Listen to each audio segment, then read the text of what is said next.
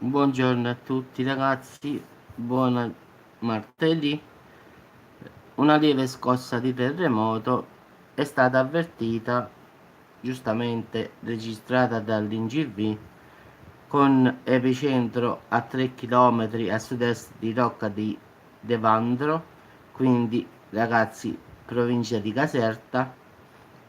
La magnitudo è stata di 1,9, la profondità 10 km, quindi si è molto, diciamo, sentita dalla popolazione locale.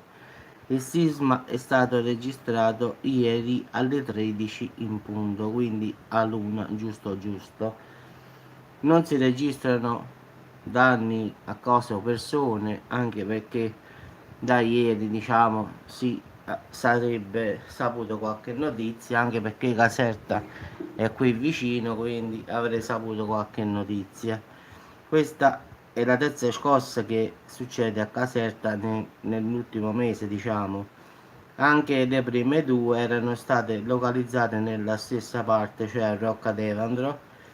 La prima era di 2.3 e la seconda di 0.19 e la terza uguale, ragazzi, quindi in effetti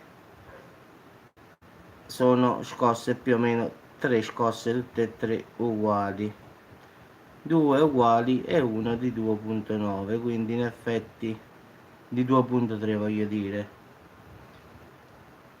Quindi ragazzi, come sempre io tengo aggiornata la situazione.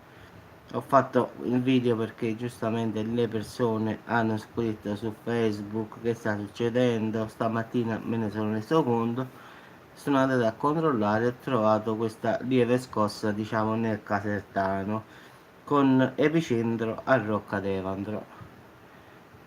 Fortunatamente non ci sono danni a persone o cose, quindi ragazzi rimane un terremoto normalissimo, a fatto che questo però è il terzo che capita in questo mese, diciamo, quindi sta ballando un po' la terra nel Casertano, però tutto a posto a finale. Quindi ragazzi vi auguro una buona giornata e ci sentiamo come sempre per nuove notizie. Ciao a tutti.